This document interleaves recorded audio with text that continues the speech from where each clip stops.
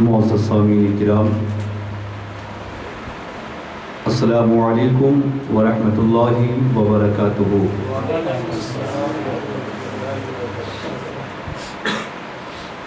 الحمد للہ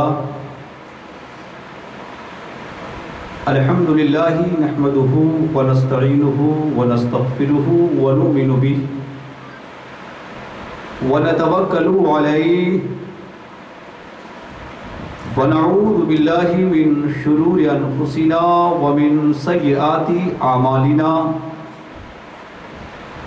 من یهده اللہ فلا مضل له ومن يضلله فلا هادي له، ونشهد ان لا اله الا الله وحده لا شريك له،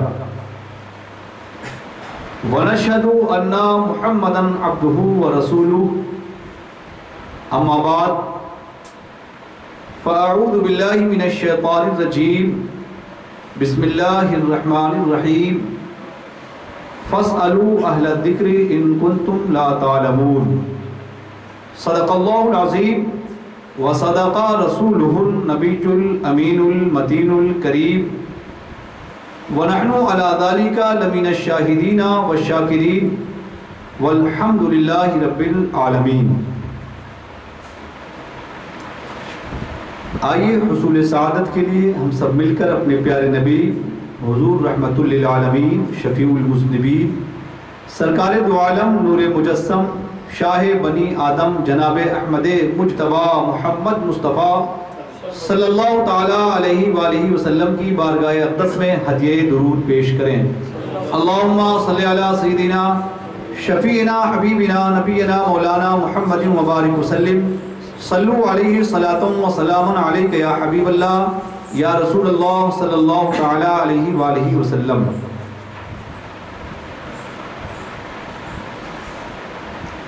رمضان المبارک کے بعد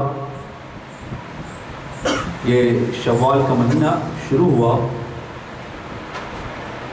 کہ ہفتہ واری دینی نشست جو بعد نماز مغرب ہوا کرتی ہے، رمضان المبارک میں اسے موقوف رکھا جاتا ہے۔ آج اس کی پہلی نشست ہے۔ رمضان المبارک کے بعد جو ہے شوال سے، چونکہ مدارس اسلامیہ میں نئے تعلیمی سال کا آغاز ہوتا ہے اور اسی نسبت سے یہ ہماری نشست بھی ہے کہ رمضان المبارک کے بعد یہ ہے کہ آج کی پہلی نشست ہے۔ چونکہ شوال مکرم میں مدارس اسلامیہ میں تعلیمی سال کا آغاز ہوتا ہے اور تعلیم و تعلم میں جو ہے استاذ اور شاگرد کا بڑا اہم رول ہے۔ نظام تعلیم میں جو ہے یہ دو اہم عنصر ہیں، استاذ اور شاگرد۔ اس لیے میں نے آج چونکہ پہلی نشست ہے اور ہندوستان میں جتنے بھی مدارس اسلامیہ ہیں ہر جگہ نئے تعلیمی سال کا آغاز ہے اور نئے نئے بچوں کی آمد ہے، تعلیم کا شوق ان کے اندر ہے۔ اللہ تعالیٰ ان کو منزل مخصوص سے ہمکنار فرمائے۔ وہیں اساتذہ کرام بڑی تگ و دو سے انہیں تعلیم دیتے ہیں۔ اس لیے میں نے آج کی نشست میں قرآن و احادیث کی روشنی میں چند ایسی باتیں حاضر لایا ہوں جو ہمیں ایک استاذ کی ذمہ داری، ایک شاگرد کی ذمہ داری کو بتاتا ہے۔ استاذ اور شاگرد کی کیا ذمہ داری ہیں، اللہ اس کے رسول نے ہمیں کیا تعلیم کی ہے، قرآن و احادیث کی روشنی میں آج سنیں کہ استاد اور شاگرد کی ذمہ داریاں کیا ہیں، ان کے باہمی حقوق و فرائض کیا ہیں۔ ایک استاد جو ہے وہ اپنی قوم کا جو ہے معمار ہوتا ہے اور قوم کے بچوں کو صرف سکھاتا اور پڑھاتا ہی نہیں ہے بلکہ اس کی تربیت یوں کرتا ہے کہ وہ اپنی قوم کا رہبر اور رہنما بن کے اپنی قوم کو راہ راست پر لے چلے، راہ راست پر لگائے۔ اس لیے ایک استاذ کی بہت بڑی ذمہ داری ہوتی ہے کہ وہ صرف اپنے شاگرد کو سکھائے ہی نہیں بلکہ اس کی تربیت اس طرح کرے کہ وہ صراط مستقیم پر خود بھی چلے اور اپنے ماننے والوں کو، اپنے خاندان والوں کو، اپنے اہل محلہ کو بھی صراط مستقیم پر صراط مستقیم کی راہ بتائے۔ ایک استاد کی سب سے بڑی ذمہ داری تو یہ ہے کہ جب وہ مسند درس پر فائز ہوتا ہے تو ایک استاد کی سب سے بڑی خوبی یہ ہونی چاہیے کہ وہ اپنے شاگرد کے لیے نہایت نرم دل ہو، شفیق ہو، شفقت سے پڑھائے، پیار سے پڑھائے، اور یہ جو درس و تدریس کا معاملہ ہے اسے اسوہ نبوی کی روشنی میں حل کرے۔ نبی کریم رؤوف الرحیم علیہ تحیۃ و تسلیم جو ہے بہت نرم دل تھے، بہت نرم دل، لوگوں سے مشفقانہ برتاؤ کرتے۔ ایک استاذ کو چاہیے کہ جب وہ مسند درس پر بیٹھے تو نبی کے اسوے کو پیش نظر رکھے۔ نبی کریم رؤوف الرحیم علیہ تحیۃ و تسلیم کے تعلق سے قرآن مجید میں ہے فَبِمَا رَحْمَةٍ مِّنَ اللَّهِ لِنْتَ لَهُمْ وَلَوْ كُنْتَ فَظًّا غَلِيظَ الْقَلْبِ لَانفَضُّوا مِنْ حَوْلِكَ۔ یہ سورہ آل عمران کی آیت ہے۔ اللہ تبارک و تعالیٰ نبی کریم رؤوف الرحیم علیہ تحیۃ و تسلیم کے تعلق سے فرما رہا ہے کہ یہ اللہ کی بہت بڑی رحمت ہے۔ فَبِمَا رَحْمَةٍ مِّنَ اللَّهِ، اللہ کی بہت بڑی رحمت ہے آپ پر کہ آپ لوگوں کے لیے نہایت نرم ہیں۔ لِنْتَ لَهُمْ وَلَوْ كُنْتَ فَظًّا غَلِيظَ الْقَلْبِ، اگر آپ سخت ہوتے، نہایت سخت دل ہوتے، لَانفَضُّوا مِنْ حَوْلِكَ، تو آپ کے پاس سے سب چلے جاتے۔ تو ایک استاذ جب مسند درس پر بیٹھے تو رسول کے اسوے کو اپنے سامنے رکھے کہ رسول جس طرح اپنی امت کے لیے شفیق تھے، ان کو نیکی کی دعوت دینے میں نہایت شفقت فرماتے، ایک استاذ بھی اپنے شاگرد کے ساتھ مشفقانہ سلوک کرے، اور اگر اس سے کوئی خطائیں ہو جائیں تو درگزر فرمائے۔ کہ نبی کریم درگزر فرماتے۔ اللہ تعالیٰ جملہ مدارس اسلامیہ اساتذہ تو استاذ ہی ہوتا ہے، یقیناً ہمارے استاذ ہم پر بہت شفیق تھے، بہت مہربان تھے۔ اب وہ ایک دن وہ طالب علم خود استاذ بنتا ہے، جو ایک شفیق استاذ کے درس میں علم حاصل کیا، وہی طالب علم جو ہے ایک دن خود استاذ بنتا ہے۔ اللہ تعالیٰ ہم تمام مسلمانوں کو اپنے نبی کے اسوہ حسنہ کے مطابق اپنی زندگی بنانے کی توفیق دے۔ نبی کریم رؤوف الرحیم علیہ تحیۃ و تسلیم کی بہت مشہور حدیث ہے، حضرت عبداللہ ابن عباس رضی اللہ تعالیٰ عنہ اس کے مروی ہیں، سے روایت ہے، ان ابن عباس رضی اللہ عنہ قال قال رسول اللہ صلی اللہ تعالیٰ علیہ وآلہ وسلم لیسا منا من لم یرحم صغیرنا ولم یوقر کبیرنا۔ حضرت عبداللہ ابن عباس رضی اللہ تعالیٰ عنہ سے مروی ہے، آپ نے فرمایا کہ رسول اللہ صلی اللہ تعالیٰ علیہ وآلہ وسلم نے ارشاد فرمایا کہ وہ ہم میں سے نہیں ہے جو ہمارے چھوٹوں پر رحم نہ کرے، جو ہمارے چھوٹوں پر رحم نہ کرے۔ تو رسول اللہ صلی اللہ علیہ وسلم کا فرمان ہے کہ بچوں پر رحم کیا جائے، شفقت کا برتاؤ کیا جائے۔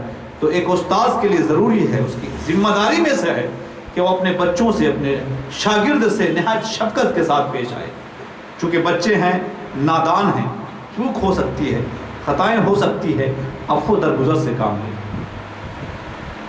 سب سے بڑی ذمہ داری ایک استاذ کی یہ ہے کہ اپنے شاگرد کے لیے شفیق ہو، مہربان ہو۔ اللہ تعالیٰ ہم تمام مسلمانوں کو شفیق مہربان بننے کی توفیق مرحمت فرمائے۔ دوسری بہت بڑی ذمہ داری ایک استاذ کی یہ ہوتی ہے کہ اپنی زبان کی حفاظت کرے۔ جب وہ پڑھانے بیٹھے تو زبان ایسی خطاؤں کا ارتکاب نہ کرے جس کی وجہ سے آخرت میں گرفت ہو سکتی ہے۔ زبان کی حفاظت تو ہر مسلمان کے لیے ضروری ہے۔ اللہ تبارک و تعالیٰ قرآن مجید میں ارشاد فرماتا ہے ما یلفظ من قول الا لدیہ رقیب عتید۔ انسان اپنی زبان سے، اپنے منہ سے لفظ نہیں نکالتا کہ فرشتے اسے لکھنے کے لیے تیار بیٹھے ہوتے ہیں۔ ہم نے اپنی زبان سے کون سی بات نکالی، اگر اچھی بات نکالی فرشتے اسے بھی لکھتے ہیں، بری بات نکالی، ایسی بات نکالی جو لوگوں کے لیے تکلیف دہ ہے، فرشتے اسے بھی لکھتے ہیں۔ اور کل جب حشر کے میدان میں ہمارا نامہ اعمال ہمارے سامنے، ہماری آنکھوں کے سامنے کھلا ہوگا اور ہم نے اپنی زبان سے کسی کو تکلیف دی ہوگی تو حشر میں بڑی رسوائی ہاتھ آئے۔ ہر مسلمان کے لیے ضروری ہے کہ اپنی زبان کی حفاظت کرے، لیکن استاذ کے لیے تو نہایت ضروری ہے۔ جس طرح انسان کو زندگی گزارنے کے لیے غذا کی ضرورت ہے کہ بغیر غذا کے انسان کا زندگی گزارنا بہت مشکل ہے، ایسے ایک استاذ کو اپنی زبان کی حفاظت کرنا نہایت ضروری ہے کہ انسان اگر استاذ اپنی زبان کی حفاظت نہیں کرتا ہے تو پھر وہ اپنے عہدے پر، اپنے منصب پر قائم نہیں رہ پائے گا۔ نبی کریم رؤوف الرحیم علیہ تحیۃ و تسلیم نے ارشاد فرمایا زبان کی حفاظت کے تعلق سے، من کان یؤمن باللہ والیوم الآخر فلیقل خیرا او لیصمت۔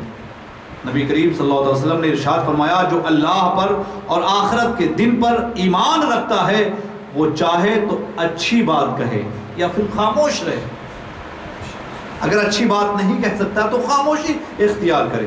کس قدر زبان کی حفاظت کی نبی کریم رؤوف الرحیم علیہ تحیۃ و تسلیم نے تعلیم کی ہے۔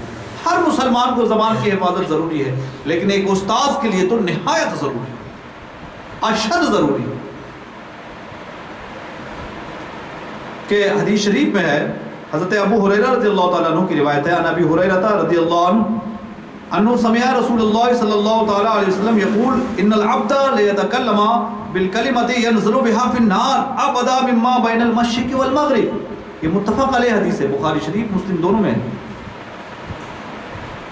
حضرت ابو ہریرہ رضی اللہ تعالیٰ عنہ سے مروی ہے، آپ نے فرمایا کہ میں نے رسول اللہ صلی اللہ تعالیٰ علیہ وآلہ وسلم کو یہ ارشاد فرماتے سنا کہ بندہ جو ہے بولتا رہتا ہے اپنی بات پر، اپنی زبان پر کنٹرول نہیں رکھتا، بولتا رہتا ہے، جو چاہتا بولتا رہتا ہے، یہاں تک کہ اس کی بری بات کی وجہ سے جہنم میں اتنا دور ڈال دیا جاتا ہے جتنا آسمان و زمین کی مسافت ہو۔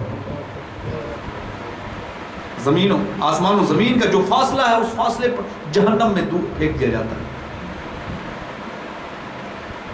جب تمام مسلمانوں کو اپنی زبان کی حفاظت ضروری ہے تو ایک استاذ کے لیے تو نہایت بہت ضروری ہے۔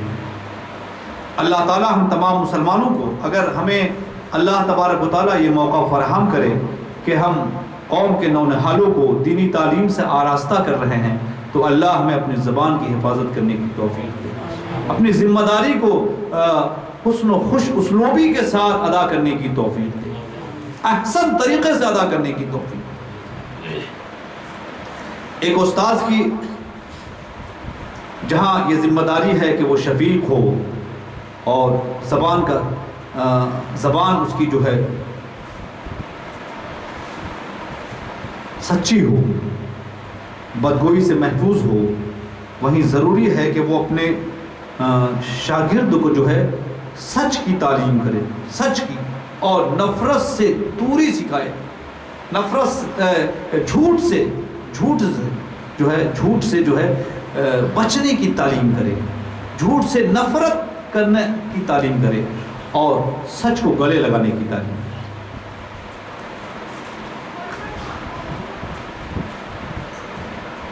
یہ استاذ کی ذمہ داری ہے۔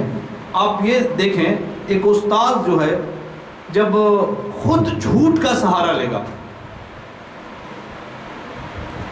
اور درسگاہ میں وہ جھوٹ بولے گا تو اس کا سب سے بڑا نقصان تو یہ ہے کہ اللہ ناراض ہوگا، اور دوسرا بہت بڑا نقصان یہ ہے کہ جب وہ اس کی جو کچھ بھی شاگرد کو بتائے گا، چاہے تحریر کردہ مضمون ہو یا تقریر کردہ مضمون ہو، تو شاگرد استاذ کے بتائے ہوئے مضمون کی وقت شاگرد میں جو ہے ختم ہو جائے گی یا بالکل کم ہو جائے گی اگر استاذ کلاس میں جھوٹ بولتا ہو۔ اور قوم کے نونہالوں کا بڑا نقصان ہوگا، قوم گمراہی کی طرف جائے گی۔ اگر کلاس میں استاد جھوٹ بولے تو کتنا بڑا نقصان ہوگا کہ شاگرد کا اعتماد جو ہے اٹھ جائے گا، استاد کے بتائے ہوئے مضمون کی وقت ختم ہو جائے گی۔ اور یہی نہیں، شاگرد جو ہے اور استاذوں کے تعلق سے بھی بدگمان ہوگا، تو استاد لوگ ایسے ہی ہوتے ہیں۔ اور جھوٹ تو اتنی بڑی برائی ہے کہ جہنم میں جو ہے جھوٹ جہنم تک پہنچا دے۔ حدیث شریف میں حضرت عبداللہ ابن مسعود کی روایت ہے، ان عبداللہ ابن مسعود رضی اللہ عنہ عن نبی صلی اللہ علیہ وسلم ان الصدق یہدی الی البر وان البر یہدی الی الجنہ وان الرجل لا يصدق حتى يكون صدیقا وان الكذب یہدی الی الفجور وان الفجور یہدی الی النار وان الرجل لا يكذب حتى يكتب عند الله كذابا۔ یہ بھی متفق علیہ حدیث ہے۔ حضرت عبداللہ ابن مسعود رضی اللہ تعالیٰ عنہ سے مروی ہے کہ نبی کریم صلی اللہ علیہ وسلم نے فرمایا بے شک سچ جو ہے نیکی کی راہ بتاتا ہے، اور نیکی جو ہے انسان کو جنت تک پہنچا دیتا ہے۔ انسان سچ بولتا رہتا ہے یہاں تک کہ اللہ کی بارگاہ میں صدیق لکھ دیا جاتا ہے۔ اور یہی اس کے برعکس جھوٹ فسق و فجور کی راہ بتاتا ہے، اور فسق و فجور انسان کو جہنم کے اندھیرے گڈھے تک لے جاتا ہے۔ انسان جھوٹ بولتا رہتا ہے یہاں تک کہ اللہ کے یہاں کذاب لکھ دیا جاتا ہے، بہت بڑا جھوٹا لکھ دیا جاتا ہے۔ تو عام انسان اگر جھوٹ بولے تو جھوٹ انسان کو جو ہے جہنم کے گڈھے تک لے جاتا ہے۔ تو ایک استاذ کی ذمہ داری ہے کہ وہ اپنی کلاس میں، اپنی درسگاہ میں جھوٹ کا سہارا نہ لے، کہ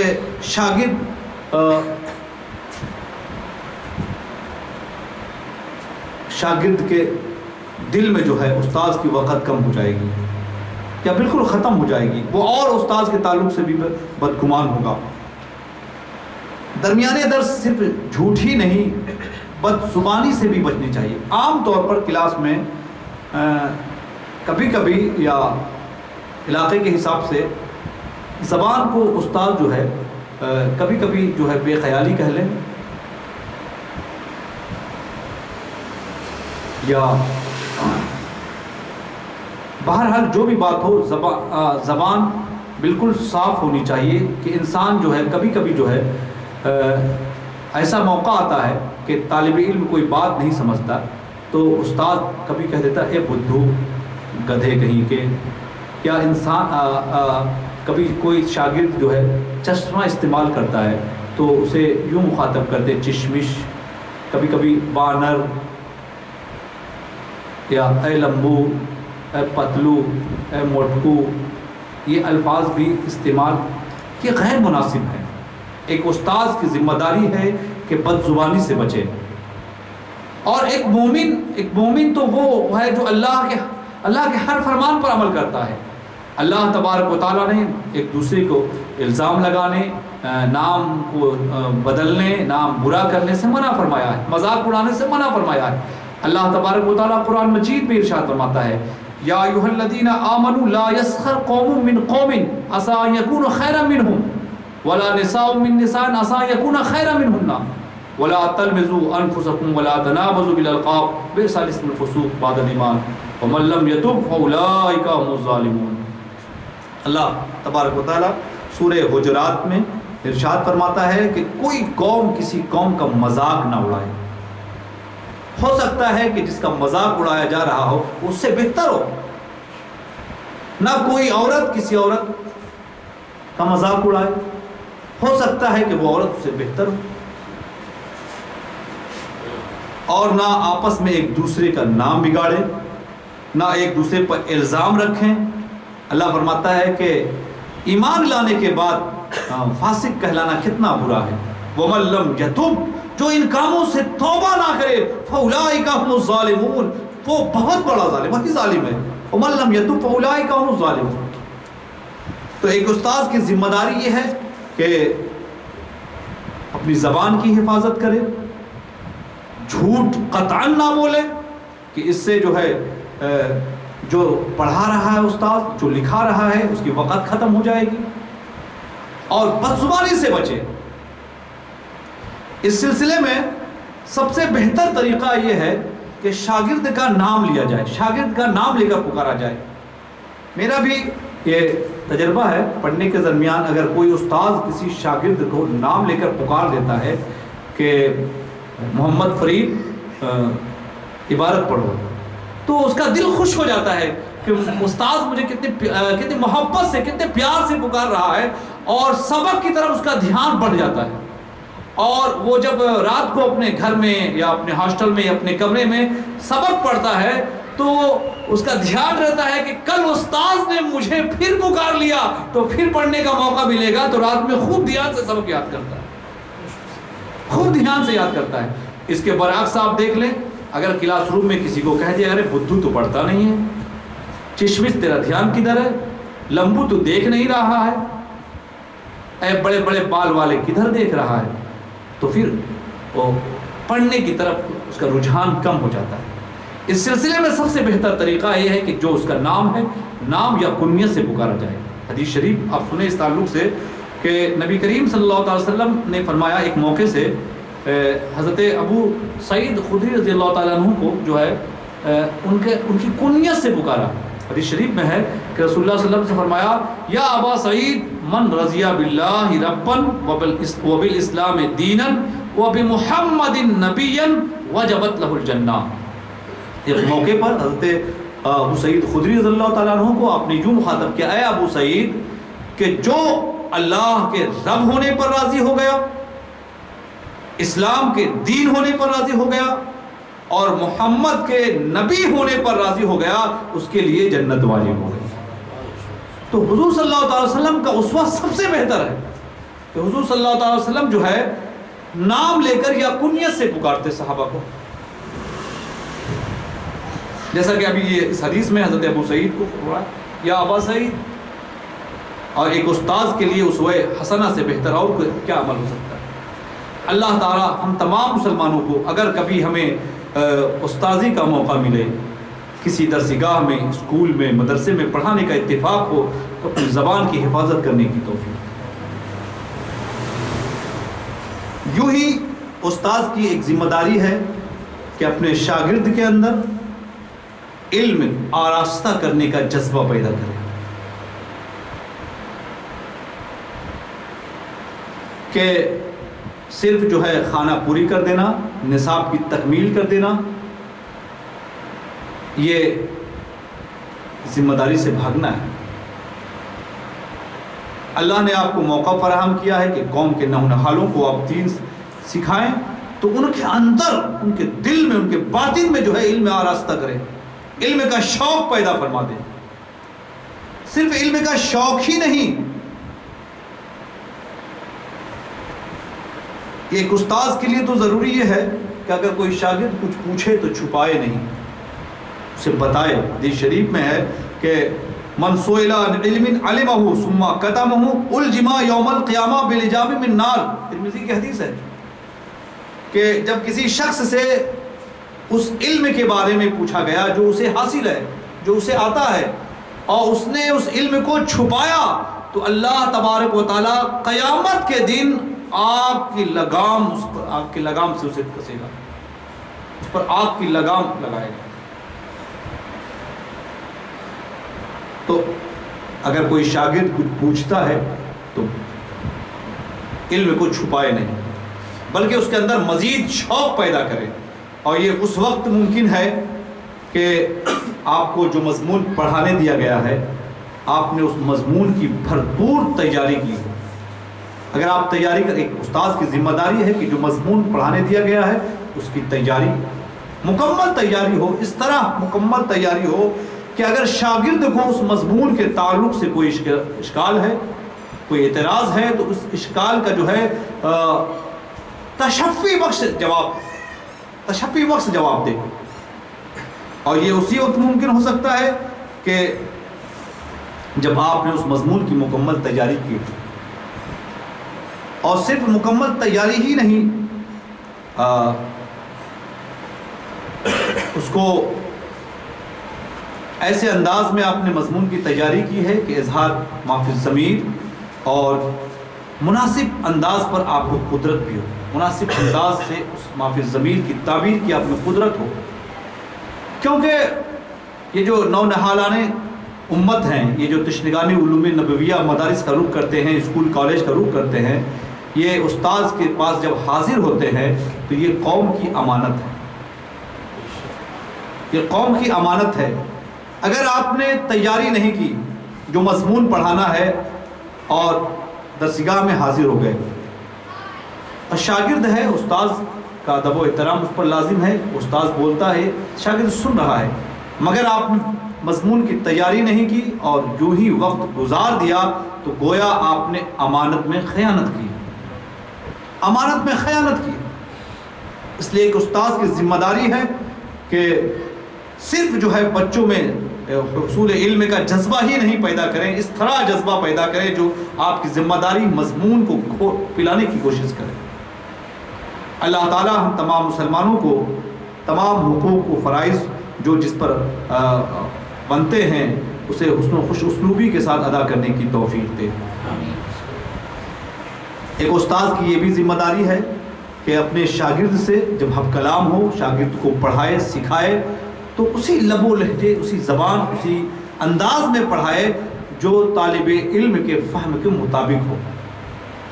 ایسی زبان استعمال نہ کرے، ایسی فصاحت و بلاغت یا الفاظ کی تکرار یا ایسی زبان استعمال کرے جو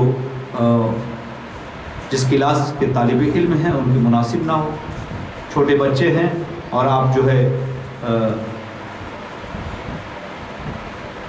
لغات کھولے ہوئے ہیں، بہت ہی مغلق اور پیچیدہ الفاظ نکال رہے ہیں، تو یہ ایک استاذ اپنی ذمہ داری سے بھاگ رہا ہے۔ حضرت علی کرم اللہ وجہ الکریم فرماتے ہیں کہ حدث الناس بما یعرفون اتریدون ان یکذب اللہ ورسولہ۔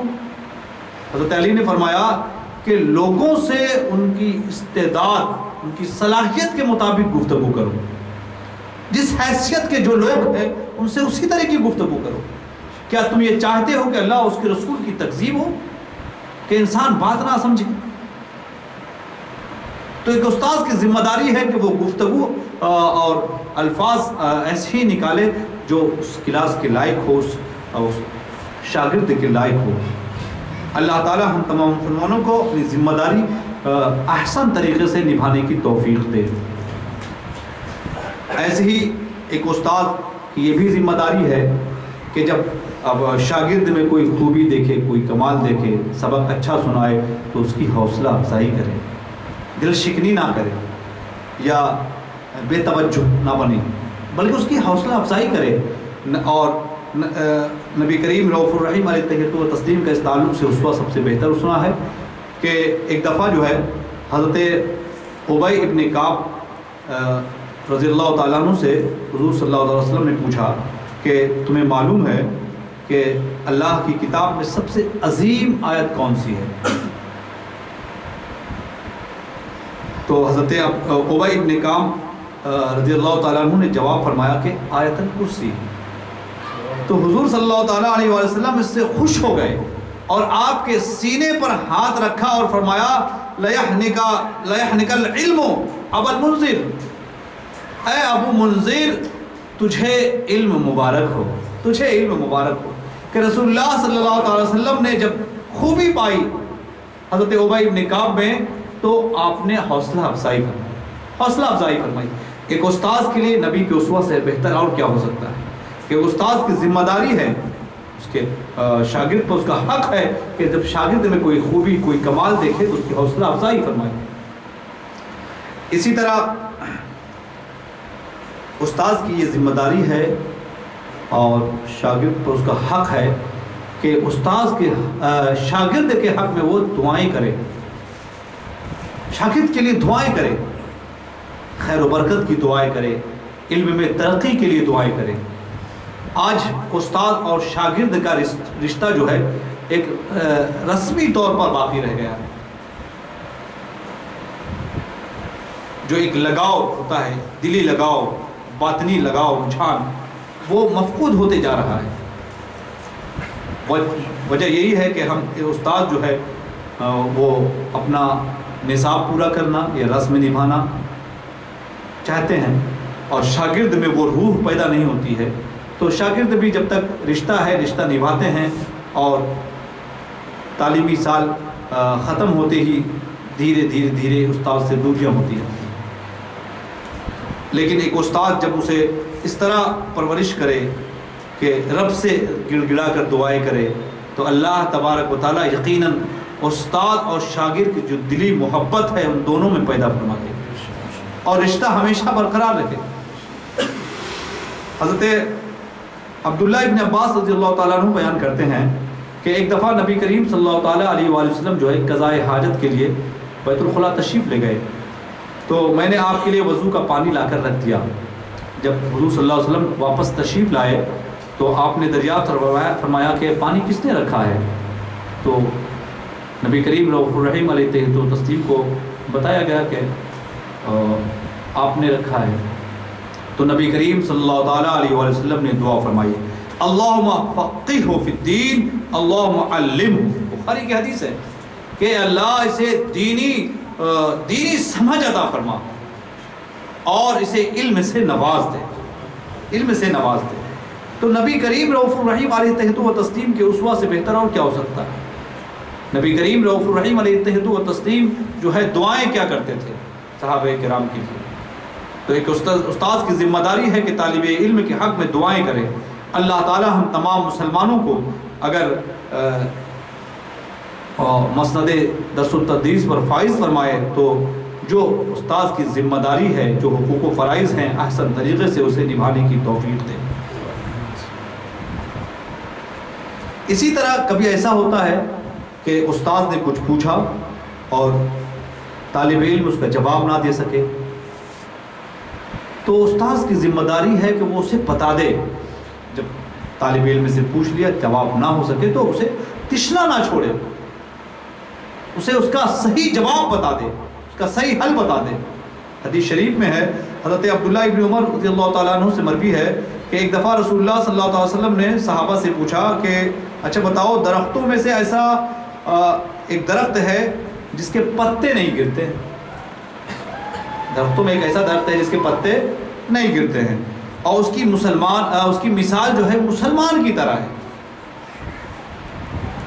نبی نے فرمایا بتاؤ وہ کون سا درخت ہے؟ صحابہ کرام جو ہے وہ جنگلوں کے بہت سے درختوں کے پاس میں پڑ گئے، وہ فلاں فلاں فلاں۔ تو جب کوئی جواب نہ بن پڑا تو نبی کریم صلی اللہ تعالی وسلم نے صحابہ نے عرض کیا یا رسول اللہ آپ ہی ہمیں بتا دیں۔ تو نبی کریم صلی اللہ تعالی وسلم نے انہیں جواب دیا کہ وہ کھجور کا درخت ہے۔ تو ایک استاذ کے لیے نبی سے بہتر کیا اسوہ ہو سکتا ہے کہ جب طلبہ جواب نہ دے سکے تو اس کا صحیح جواب صحیح حل خود بتا دے، خود بتا دے۔ اللہ تعالی ہم جملہ مسلمانوں کو ایک استاذ کو جو اس کی ذمہ داری ہے اسے احسن طریقے سے نبھانے کی توفیق دے، اور ان سب ذمہ داریوں میں سب سے اعلیٰ سب سے اشرف ذمہ داری تو یہ ہے کہ صرف پڑھائے ہی نہیں بلکہ اس کی تربیت بھی کرے، اخلاق و کردار کی تعمیر کرے۔ کہ معلم انسانیت جناب محمد رسول اللہ صلی اللہ تعالیٰ علیہ وسلم کے تعلق سے اللہ کا قرآن شاہد ہے کہ اللہ فرماتا ہے کہ حضور صلی اللہ علیہ وسلم کی بعثت اس لیے ہوئی کہ وَيُعَلِّمُهُمُ الْكِتَابَ وَالْحِكْمَةَ وَيُزَكِّيهِمْ، کہ یہ معلم انسانیت انسانوں کو کتاب اور حکمت کا علم بھی دیتے ہیں، وَيُزَكِّيهِمْ، اور ان کا تزکیہ اور ان کی تربیت بھی کرتے ہیں، تربیت بھی کرتے ہیں۔ تو ایک استاذ کی بہت بڑی ذمہ داری یہ ہے کہ صرف پڑھائے نہیں بلکہ اس کے اخلاق و کردار کی تعمیر بھی کرے، اس کی تربیت بھی کرے، کیونکہ نبی کریم رؤوف الرحیم علیہ تہت و تسلیم اپنی بعثت کے تعلق سے فرماتے ہیں انما بعثت لأتمم مکارم الاخلاق، میری بعثت ہی اس لیے ہوئی ہے تاکہ اخلاق کی بلندیوں کو عروج بخشوں۔ اللہ تعالیٰ ہم جملہ مسلمانوں کو نبی کریم رؤوف الرحیم علیہ تہت و تسلیم کے اسوہ کے مطابق اپنی زندگی بنانے کی توفیق دے، اور جس طرح استاذ کی ذمہ داریاں ہیں ایسے ہی شاگرد جو پڑھنے مدرسہ حاضر ہوئے ہیں، اسکول حاضر ہوئے ہیں، درسگاہ میں آئے ہیں ان پر بھی بہت سے حقوق ہیں، ان کی بھی بہت ذمہ داریاں ہیں اور فرائض ہیں۔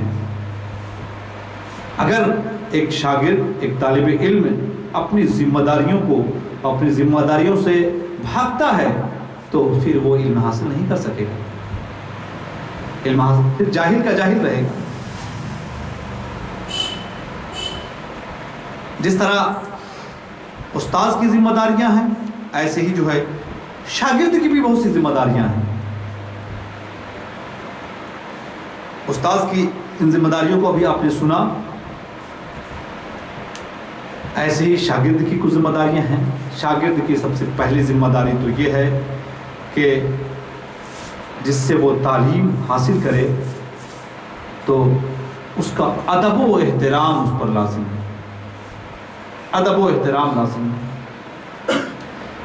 کہ آج جو ہے زمانے میں اتنا فساد ہو گیا ہے کہ درسگاہوں میں، اسکول و کالجوں میں استاذ کا ادب و احترام جو ہے ختم ہوتا جا رہا ہے۔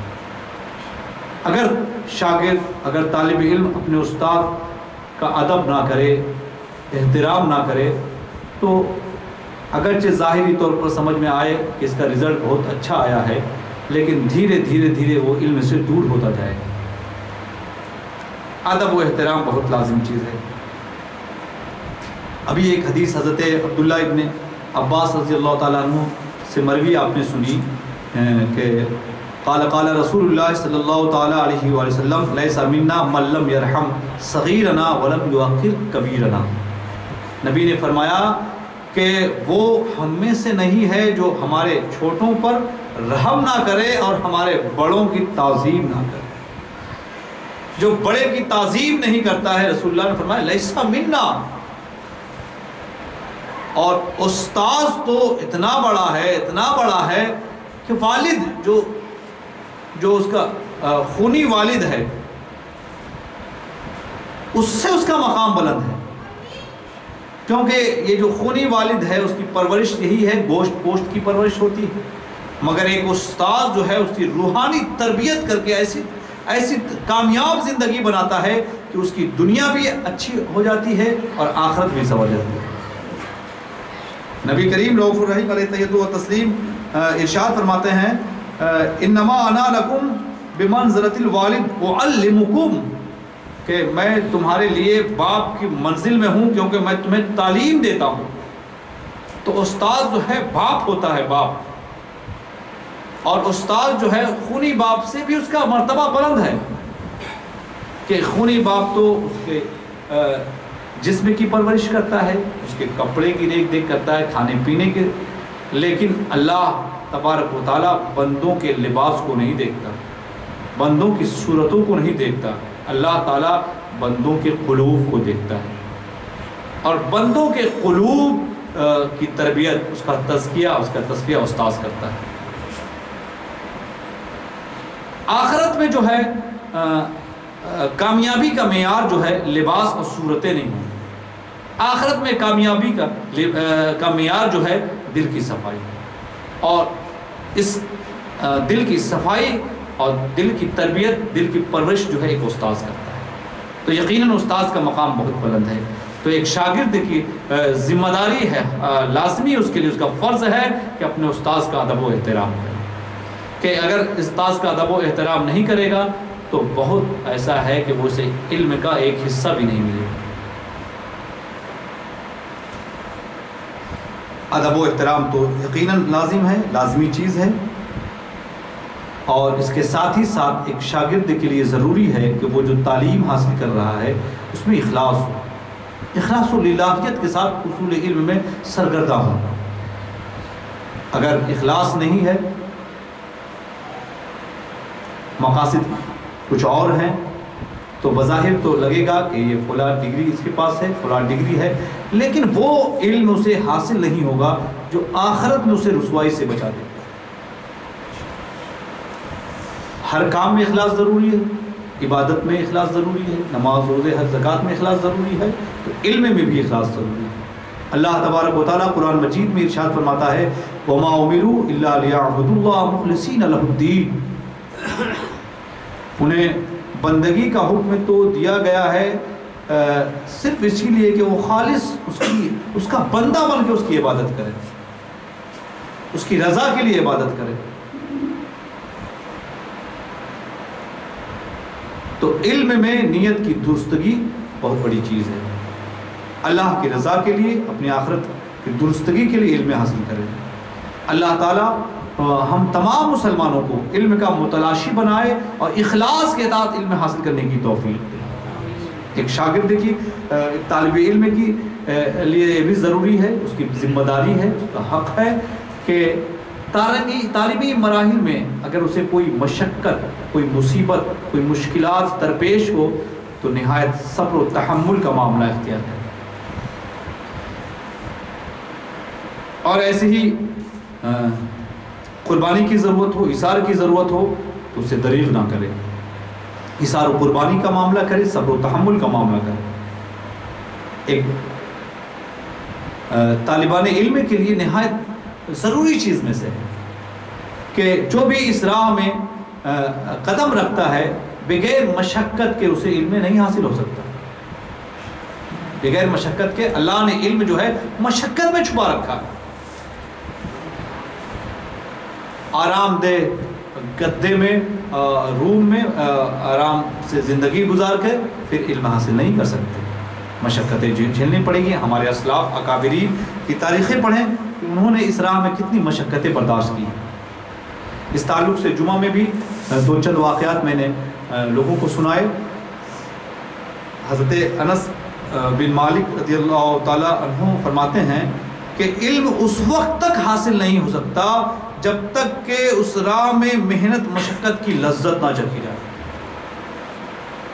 محنت ہے کیا، مشقت کیا چیز ہے، اسے انسان نہ چکھے تو علم ہی نہیں حاصل ہو سکتا۔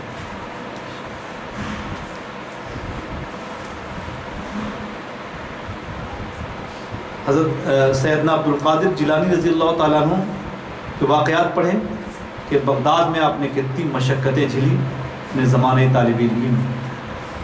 جنگل ویران چلے جاتے، کھانے کو کچھ نہیں ہوتا تو سبزہ جو جنگلوں میں اگا ہوتا اسے کھا کر حصول تعلیم میں لگے رہتے۔ اللہ تعالیٰ ہم جملہ مسلمانوں کو اس راہ کی مشقت جو ہے آسانی کے ساتھ اسے برداشت کرنے کی توفیق دے۔ ایسے ہی بہت ضروری چیز اس راہ میں حصول تعلیم کی راہ میں ایک طالب علم کو، ایک شاگرد کو ایک علم کے متلاشی کے لیے ضروری ہے کہ اپنے وقت کو نہایت عزیز رکھے۔ وقت بڑی قیمتی چیز ہے، اگر وقت ہاتھ سے نکل گیا تو پھر وہ علم سے ہاتھ دھو بیٹھے گا۔ اب کوئی ایسا کام آپ چاہے درسگاہ کے اندر یا درسگاہ کے باہر ایسا نہ کریں جو فضول بیکار وقت کے ضیاع کا باعث بنے۔ کیا کیا وقت کے ضیاع؟ آپ فضول سوالات درسگاہ میں کر رہے ہیں، بے مقصد سوال کر رہے ہیں استاد سے، وقت کو ضائع ہونا ہے۔ وقت بہت عزیز ہے ایک طالب علم کے لیے، ایک علم کے متلاشی کے لیے۔ آپ درسگاہ میں بیٹھے ہیں اور فضول سوالات کر رہے ہیں جس سے وقت کا ضیاع ہو رہا ہے۔ ایسے ہی کاہلی، سستی، جو وقت پڑھنے کا ہے آپ سوئے ہوئے، جو وقت مطالعے کا ہے سستی کر کے آپ کسی یوں ہی بیٹھے ہوئے باتیں کر رہے ہیں۔ سستی اور کاہلی اس راہ میں جو ہے زہر کے مانند ہے، زہر کے مانند ہے کہ زہر کا ایک قطرہ اگر کسی کار آمد شے میں ڈال دیں تو وہ کار آمد شے کار آمد نہ رہے، کوئی کام نہیں ہو بلکہ وہ نقصان دہ ہو۔ ایسے ہی سستی اور کاہلی اس راہ میں جو ہے زہر کے قطرے کے مانند ہے کہ ذہین طالب علم کو، ایک محنتی طالب علم اگر سستی کرے، ایک ذہین طالب علم، تو اس کی ذہانت اور اس کی محنت سستی کی وجہ سے بیکار ہو جاتی ہے۔ وقت بہت عزیز ہے اور ایک طالب علم کے لیے تو بہت ضروری ہے کہ وقت کی قدر کرے۔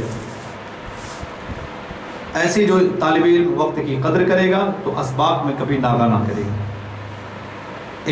ایک طالب علم، ایک شاگرد کے لیے ضروری ہے کہ اسباق میں غیر حاضر نہ ہو، کہ سبق میں غیر حاضر کرنے سے ایک تو برکت ختم ہو جاتی ہے، اور پھر نبی کریم رؤوف الرحیم علیہ التحیۃ و تسلیم کا فرمان ہے کہ تمام کاموں میں وہ کام سب سے زیادہ بہتر، پسندیدہ، محبوب ہے جسے ہمیشہ کیا جائے۔ حدیث شریف میں ام المؤمنین حضرت عائشہ صدیقہ رضی اللہ تعالیٰ عنہ سے مروی ہے، ان عائشہ رضی اللہ عنہ ان رسول اللہ صلی اللہ علیہ وسلم قال، اخیر کا جملہ یہ ہے وَإِنَّ أَحَبَّ الْأَعْمَالِ إِلَى اللَّهِ أَدْوَمُهَا وَإِنْ قَلَّ۔ ام المؤمنین حضرت عائشہ صدیقہ رضی اللہ تعالیٰ عنہ سے مروی ہے کہ رسول اللہ صلی اللہ تعالیٰ علیہ وآلہ وسلم نے ارشاد فرمایا کہ تمام کاموں میں اللہ کے نزدیک سب سے پسندیدہ کام وہ ہے جسے ہمیشہ کیا جائے، اگرچہ وہ تھوڑا ہی ہے، تھوڑا ہے لیکن ہمیشہ کیا جا رہا ہے تو اللہ کے نزدیک بہت پسندیدہ ہے۔ تو کبھی بھی سبق ناغہ نہ کریں، غیر حاضر نہ ہوں کلاس سے۔ ایک شاگرد کے لیے، ایک طالب علم کے لیے نہایت ضروری ہے کہ اسباق میں غیر حاضر نہ ہوں۔ ایسے ہی جب درسگاہ میں حاضر ہوں تو صرف جسم ہی حاضر نہ ہو، شاگرد کا ذمہ داری ہے، اس کا حق بنتا ہے، اس کا استاذ پر یہ حق ہے کہ استاذ جو سبق پڑھا رہا ہے، جو مضمون بتا رہا ہے، اسے توجہ سے اور دھیان سے سنے، اور سننے کے بعد، سمجھنے کے بعد اسے یاد کرے۔ اگر توجہ سے کلاس میں نہیں سن رہا ہے تو اپنے استاذ کا حق مان رہا ہے، استاذ کا جو اس پر حق ہے وہ حق کو چھوڑ رہا ہے، کل اللہ تبارک و تعالیٰ سوال کرے گا۔ آپ نے کسی کو اپنا استاذ بنایا ہے تو آپ کی ذمہ داری ہے، آپ کا فرض ہے، آپ کا یہ حق بنتا ہے استاذ پر کہ استاذ کے بیان کردہ مضمون، تحریر کردہ مضمون کو توجہ سے دیکھیں، توجہ سے سنیں اور اسے یاد کریں۔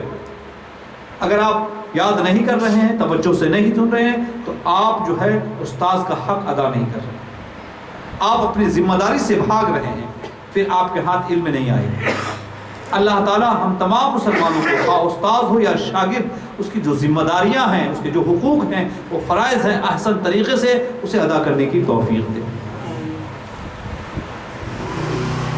کبھی ایسا ہوتا ہے کہ استاذ جو ہے سبق پڑھا رہا ہے اور شاگرد کو کبھی کبھی استاذ کی بات سمجھ میں نہیں آتی ہے، تو بات جب سمجھ میں نہیں آئی تو ایسا نہیں کہ ہم پر کوئی ذمہ داری نہیں ہے، یہاں ایک شاگرد، ایک طالب علم کی ذمہ داری ہے، اس کا ذمہ داری ہے کہ اگر بات یا سبق سمجھ میں نہیں آیا ہے تو استاد سے پوچھ لے۔ اگر سبق سمجھ میں نہیں آیا، استاد سے نہیں پوچھا تو وہ اپنی ذمہ داری سے بھاگ رہا ہے۔ ایک شاگرد، ایک طالب علم کی ذمہ داری ہے کہ سبق سمجھ میں نہیں آیا ہے تو پوچھے۔ اگر اس نے نہیں پوچھا، ڈر سے نہیں پوچھا، شرم سے نہیں پوچھا، تو وہ اپنی ذمہ داری کو نہیں نبھا رہا ہے، جو اس کا حق ہے، جو اس کا ضروری جو اس کا فریضہ تھا، اس کو ادا نہیں کر رہا۔ نبی کریم صلی اللہ علیہ وسلم کا فرمان ہے، قال رسول اللہ صلی اللہ علیہ وسلم فَإِنَّمَا شِفَاءُ الْعِيِّ السُّؤَالُ، کہ نبی کریم صلی اللہ علیہ وسلم نے فرمایا کہ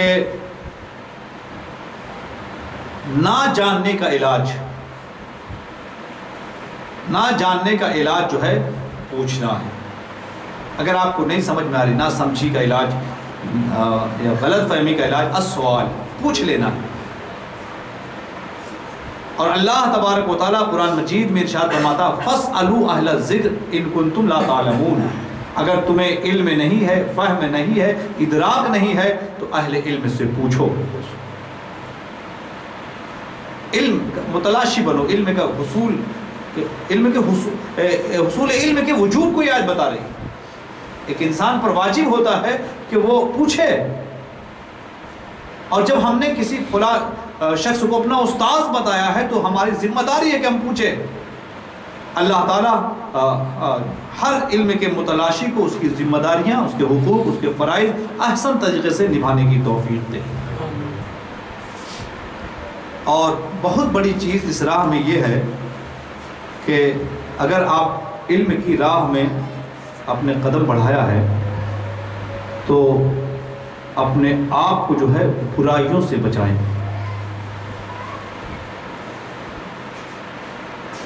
کہ جو انسان علم کی راہ میں برائیوں کا ارتکاب کرتا ہے اور برائیوں سے اجتناب نہیں کرتا ہے، حدیث شریف میں آیا ہے کہ وہ 3 حالتوں میں سے کسی ایک حالت میں ضرور پڑے گا. یا تو جوانی کے عالم میں وہ مر جائے گا، یا اس پر یہ حالت طاری ہوگی کہ حیران و پریشان در در کی ٹھوکریں کھائے گا، یا پھر کسی دنیا دار متکبر ظالم بادشاہ امیر امراء کی خدمت میں ذلت و رسوائی کی زندگی گزارے گا. اس لیے کہ علم کے متلاشی کو عجوب سے بچنا نہایت ضروری ہے، خواہ کسی قسم کا علم ہو، تکبر ہو، غرور ہو، حسد ہو، جلن ہو، کینہ ہو، بغض ہو، نفرت ہو، گناہوں کا ارتکاب ہو، بدنگاہی ہو، غلط فعلی ہو، ہر عیب سے، ہر برائی سے بچنا نہایت ضروری ہے. کہ علم تو اللہ کا ایک نور ہے، اور اللہ اپنے نور کی اسے ہی توفیق دیتا ہے جس کا سینہ اس لائق ہوتا ہے، جس کا قلب اس کے لائق ہوتا ہے. حدیث شریف میں ہے ایک انسان گناہ کرتا ہے، اس کے دل میں ایک سیاہ نقطہ پڑ جاتا ہے، پھر گناہ کرتا ہے اور سیاہ نقطہ بڑھتے رہتا ہے. تو جس کا سینہ گناہوں سے سیاہ ہو گیا ہو، اس کے سینے میں علم کا نور کیسے داخل ہو؟ ہر قسم کے عیب سے. حضرت امام شافعی رحمۃ اللہ علیہ جو ہے اپنے استاذ کی بارگاہ میں جو ہے سوء حفظ کی شکایت کی کہ حافظہ کمزور ہے، اس کا علاج بتائیں. تو آپ نے جو ہے معصیت سے بچنے کی تاکید فرمائی، گناہوں سے، یعنی گناہوں میں ملوث ہونا صرف جو ہے علم ہی سے دوری نہیں، حافظے کی کمزوری کا سبب بھی بنتا ہے. آج طالب علم حافظے کی کمزوری کی شکایت بہت کرتے ہیں. اتنا اچھا نسخہ ہے کہ گناہوں سے، معصیت سے بچا جائے. اور چونکہ ہم علم کی راہ میں نکلے ہیں، علم کے متلاشی ہیں، تو تواضع، انکساری، عاجزی ہماری لازمی چیز میں سے. کہ حضرت عمر ابن خطاب رضی اللہ تعالیٰ عنہ نے فرمایا تعلموا العلم وتعلموا له السکینۃ والوقار وتواضعوا لمن تتعلمون منه وتعلمون منه. حضرت عمر ابن خطاب رضی اللہ تعالیٰ عنہ فرماتے ہیں کہ علم حاصل کرو، اور علم کے لیے جو ہے سکینت اور وقار بھی حاصل کرو، اور جس سے علم حاصل کرتے ہو یا جس کو علم سکھاتے ہو ان کے لیے تواضع کرو، تواضع عاجزی کرو. ولا تکونا جبابرۃ العلماء، اور علماء پر جبر کرنے والے، زیادتی کرنے والے نہ بنو. تواضع، عاجزی سے پیش آؤ، انکساری سے پیش آؤ. علم حاصل کر رہے ہو تو وقار بھی حاصل کرو، علم حاصل کر رہے ہو تو سکینت بھی حاصل کرو، علم حاصل کر رہے ہو تو تواضع بھی حاصل کرو، علم حاصل کر رہے ہو تو عاجزی بھی حاصل کرو. تکبر نہیں، غرور نہیں، گھمنڈ نہیں. اللہ تعالیٰ ہم تمام مسلمانوں کو ایک طالب علم کی جو فریضہ ہے اسے نبھانے کی توفیق دے. کہ ایک شاعر نے بڑا پیاری بات کہی ہے. کہتا ہے شاعر ان المعلم والطبیب کلاہما لا ينصحان اذا ہما لم یکرما فاصبر لدائک ان اہنت طبیبہ واصبر لجہلک ان جفوت معلما. ایک شاعر کہتا ہے کہ ان المعلم والطبیب کلاہما، کہ استاذ اور ڈاکٹر یہ دونوں لا ينصحان اذا ہما لم یکرما، یہ دونوں فائدہ نہیں پہنچاتے ہیں جب تک ان دونوں کی تعظیم و تکریم نہ کی جائے.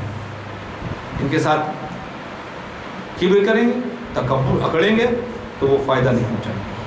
شاعر کہتا ہے کہ اگر ایک بیمار ڈاکٹر سے اکڑے، ایک شاگرد جو ہے استاد سے سامنے اکڑے، تواضع اختیار نہ کرے، تو فصبر لدائک ان اہنت طبیبہ، اگر اس نے اپنے ڈاکٹر کے، ایک بیمار نے اپنے ڈاکٹر کی اہانت کی، اس کو ذلیل و رسوا کیا، تو اسی مرض میں زندگی گزارے. اور ایک طالب علم نے اگر اپنے استاذ کے ساتھ ظلم کیا تو پھر وہ ہمیشہ جاہل ہی رہے گا، ہمیشہ جاہل رہے گا. تو اگر علم حاصل کر رہے ہیں تو وقار بھی حاصل کریں، علم حاصل کر رہے ہیں تو سکینت بھی حاصل کریں، علم حاصل کر رہے ہیں تواضع حاصل کریں۔ اللہ تعالیٰ ہم تمام مسلمانوں کو علم کے متلاشیان کو، جو ان کی ذمہ داری ہے، جو ان کے حقوق ہیں، جو ان کے فرائض ہیں، احسن طریقے سے نبھانے کی توفیق دے۔ ایک طالب علم کے لیے یہ بھی لازم ہے اور اس کی ذمہ داری ہے کہ استاد اس کی تربیت کے لیے، اس کی تعلیم کے لیے، اس کی بیداری کے لیے اگر کوئی سختی کرے تو اسے برداشت کرے، کہ استاد اس کا خیر خواہ ہے جبھی اسے سختی کر رہا ہے۔ کبھی ڈانٹ ٹپٹ کرے یا ضرب لگائے تو یہ استاد اس سے دشمنی نہیں نبھا رہا ہے۔ کہ ایک جراح جب زخم پر آلہ لگاتا ہے تو زخم کو بڑھانے کے لیے نہیں، زخم کو کریدنے کے لیے نہیں، بلکہ زخم کو ختم کرنے کے لیے ایسا کرتا ہے۔ ایسی ایک استاد جب اپنے شاگرد کو کوئی ڈانٹ ٹپٹ کیا، کوئی سرزنش کی، کوئی ضرب لگایا تو اس کی اصلاح اور خیر خواہی کا سلوک کرتا ہے۔ حدیث شریف میں ہے کہ ایک دفعہ جو ہے نبی کریم صلی اللہ علیہ وسلم جو ہے لوگوں کو جو ہے لمبی لمبی نماز پڑھانے کی وجہ سے حضرت معاذ ابن جبل کو پر شدید ناراض ہوئے اور فرمایا، انہیں تنبیہ کرتے ہوئے فرمایا، افتان یا معاذ، اے معاذ کیا تو لوگوں کو فتنے میں ڈال دے گا؟ تو یہ سرزنش جو ہے، تنبیہ جو ہے، یہ استاد جو ہے شاگرد پر خیر خواہ ہوتا ہے، اس لیے کرتا ہے۔ تو ایک شاگرد کی ذمہ داری ہے اور اس کا حق بنتا ہے کہ استاد کی سختی کو خوشی خوشی قبول کرے اور یہ سمجھے کہ استاد جو ہم پر سختی کر رہا ہے، ہمیں جو ڈنڈے مار رہا ہے، یہ ہمارے بھلائی کے لیے کر رہا ہے، ہمارے ساتھ اچھا سلوک کرنے کے لیے ہے۔